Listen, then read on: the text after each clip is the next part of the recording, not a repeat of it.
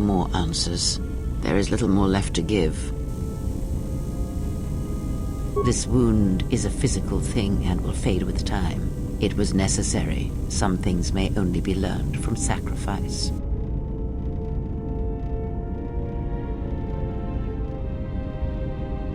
Save your pity. I am here to save you, not the other way around.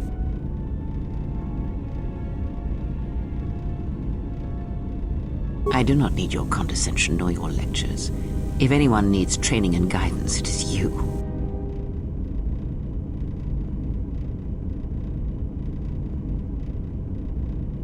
I do not know if it is possible, and I fear that had the pain been more intense, the consequences would have been more extreme.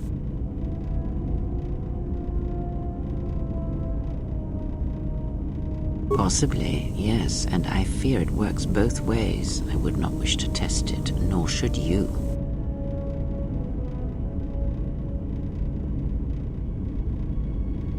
When battle is upon us, I suspect our minds are prepared enough to shield each other from the pain. I think we shall not have a repeat incident of what happened at Paragus. I confess its nature eludes me as well, but the bond is strong, and its roots run deep. It seems the force flows easily between us. When one of us manipulates the force to heal or strengthen ourselves, the other is aided as well. A powerful technique indeed, though, as we have noticed, it has its drawbacks.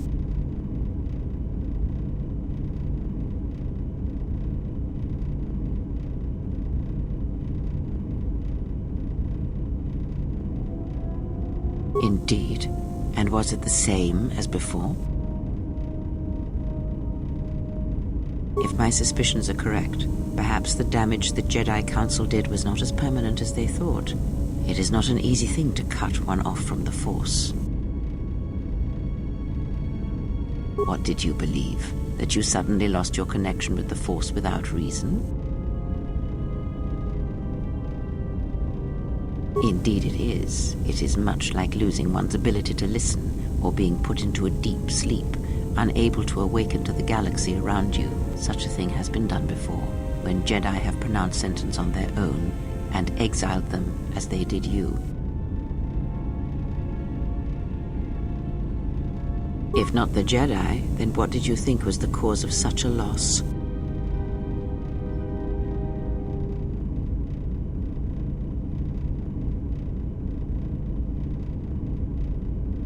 War leaves many scars, but rarely does it blind one to the Force. If anything, conflict and challenge may make the connection stronger, more intense. No matter what horrors you experienced in the war, no matter who you served, it is unlikely that the Force would be lost to you unless another factor was involved. It is possible that such a thing can be undone. Still, even so, the chances of the Jedi undoing such a thing for a traitor is a slim thing at best, assuming they yet live.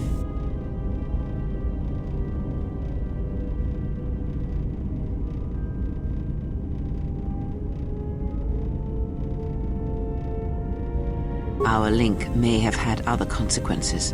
Perhaps you can hear the Force again, distantly, through me. If so, then there is hope. I may be able to teach you, train you to feel the Force again, and if you will not allow me to help you, then other Jedi must train you, or undo the damage they have done. Do not honor me, fallen Jedi. Honor it by listening and learning. Do that, and perhaps we shall survive this thing, you and I. I offer to train you to become strong again, to know the ways of the Force, and to hear the Force sing within you as it once did.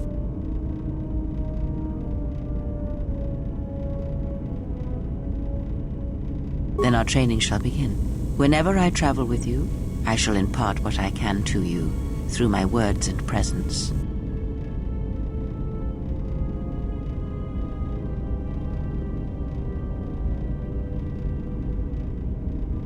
Ask, and I will answer. These Sith, they seek the death of all Jedi, as have all the Sith, since the Jedi Order was first split. Yes, the Jedi Civil War is not the first one of its kind. Thousands of years ago, the Jedi had another civil war that split the Order. It was a terrible thing. A faction among the Jedi abandoned the teachings of the Order, following their own path. They waged war on their fellow Jedi, a war that raged across the galaxy. But these fallen Jedi were cast out, defeated, and they retreated to worlds in the Outer Rim. Over time, they took on the mantle of the Lords of the Sith, but in their hearts they never forgot the Jedi. The hatred for the Jedi Order burns in their veins like fire and echoes in their teachings.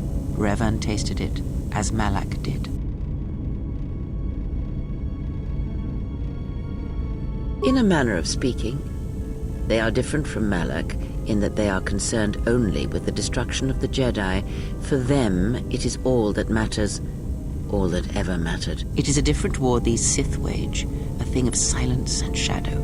They strike from the darkness, hiding from the face of the galaxy until all Jedi are exterminated. After all the Jedi are gone, then the galaxy is theirs, no matter whether the Sith or the Republic rules. It is the dark side that shall reign, unchecked. I believe them to be the result of special teachings. Their apparent weakness against you is evidence of this. Those Sith assassins can sense their prey through the Force. It is like a hunger. They feed and grow stronger when they are near Force sensitives. The stronger their prey is in the Force, the deadlier they become. As long as you were cut off from it, you were able to evade their sight. But after Paragus, I fear that you will be no longer shielded from their eyes, or the eyes of their masters. The stronger you grow, the more will come. Ask, and I will answer.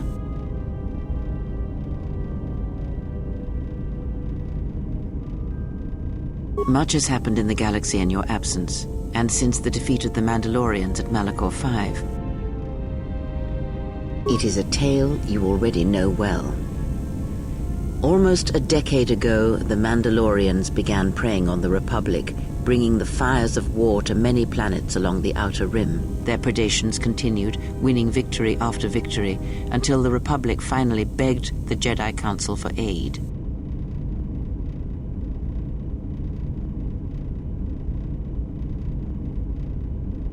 Indeed, the Jedi Council counseled caution and patience to assess the Mandalorian threat as the Outer Rim burned. 2 Jedi Knights, Revan and Malak, defied the Jedi Council. They challenged the Mandalorian fierceness and brutality on the battlefield with a viciousness of their own. Revan's entrance into the conflict marked the true beginning and end of the war. It was Revan who drove the Mandalorians back into the unknown regions. Yet Revan triumphed, but you know this, for you were there at Malachor 5, when the Mandalorians were crushed beneath Revan's might. You speak the truth. The war's end was merely another beginning, and what seemed a victory for the Republic was far from it. Many believed the Mandalorians defeated at Malachor 5, but the Mandalorians taught the Jedi much through battle, and so it was that Malak, Revan, and the Jedi that followed them discovered their true natures in the Mandalorian crusade. But you know this.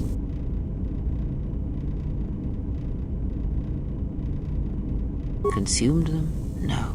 Taught them. Defined them? Yes. As Revan and Malak fought the Mandalorians in battle after battle, they grew to despise weakness, just as the Mandalorians did. In the end, the Mandalorians had taught them through conflict, shaped the Jedi, and turned them into a weapon against the Republic. Revan and Malak, and all the Jedi that served them, turned against the Republic and the Jedi Order. Jedi fought Jedi. Revan was ambushed by the Jedi and captured. Malak continued to wage war in his master's place, inflicting terrible wounds on the Republic, wounds that bleed still.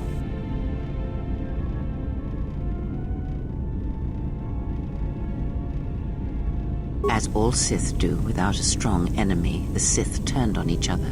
Revan escaped the Jedi and returned to finish Malak, and that was the end of the Jedi Civil War. After defeating Malak, Revan left the Republic, and there are none who know where he has gone. It is said that the Sith remnants turned on themselves after Revan defeated Malak, reducing Korriban to ruin as the Republic still bleeds and struggles for life. Where Revan wanders now, I do not know.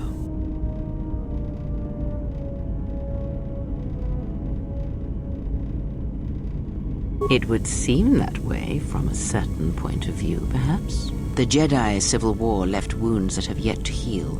We shall see if the Republic has the strength to survive. A culture's teachings, and most importantly the nature of its people, achieve definition in conflict. They find themselves lacking. Too long did the Republic remain unchallenged. It is a stagnant beast that labors for breath and has for centuries. The Jedi Order was the heart that sustained its sickness. Now the Jedi are lost. We shall see how long the Republic can survive.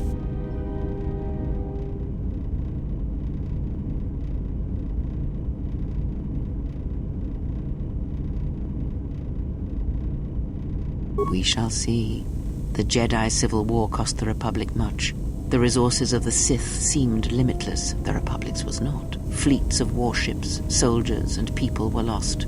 Entire planets were decimated.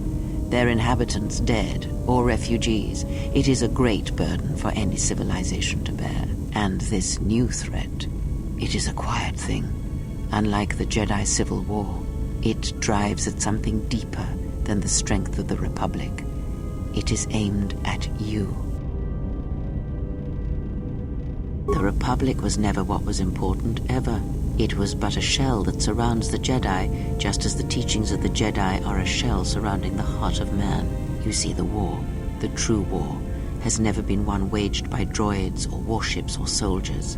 They are but crude matter, obstacles against which we test ourselves. The true war is waged in the hearts of all living things, against our own natures, light or dark. That is what shapes and binds this galaxy, not these creations of man. You are the battleground, and if you fall, the death of the Republic will be such a quiet thing, a whisper, that shall herald the darkness to come.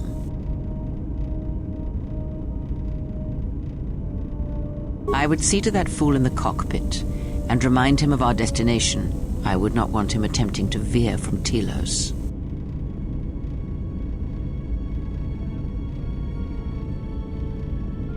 He is a fool and an imbecile. His potential lies downwards, not up. Watch that one. His thoughts are slippery. I do not trust him, and nor should you. Such a man serves himself first, and his allies next.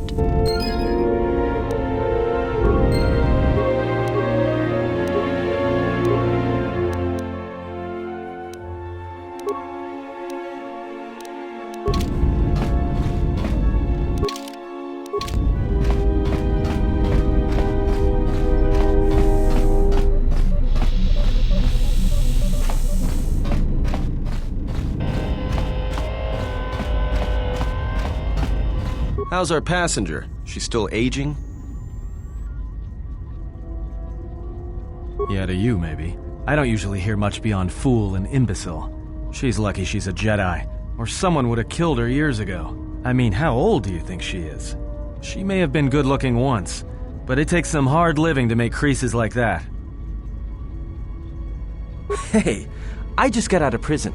If we had a decent navicomputer, trust me, we'd be dropping out of hyperspace into the Nar Shaddaa Red Sector right now. After spacing that old witch, of course.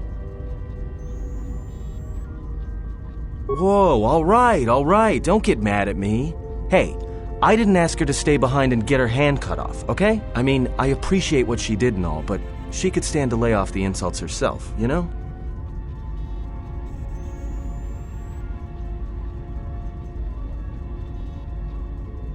Oh yeah? Well, how much water you get from a stone depends what planet you're on, sister. Like we have a choice? It's the only place Paragus had logged in their astrogation charts. If you thought Paragus was dead, then Telos is a dying world they're trying to breathe back to life. Should be there before too long. You can check our course on the galaxy map if you want. It's on the wall behind you. So, what happened? Don't give me that. There were plenty of times back on Paragus where a lightsaber would have been helpful. So where's yours? Oh yeah? I thought a Jedi was supposed to be married to their lightsaber. Guess I heard wrong. Were you a single hilt or one of those double-bladed Jedi? Huh. Figures. It wasn't red, was it?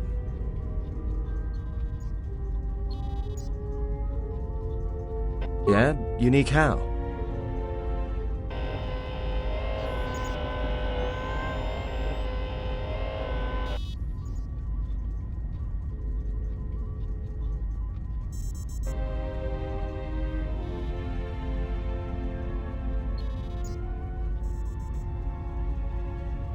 Must have been something. Sure be nice to have it now. Might make those Sith think twice before coming after us.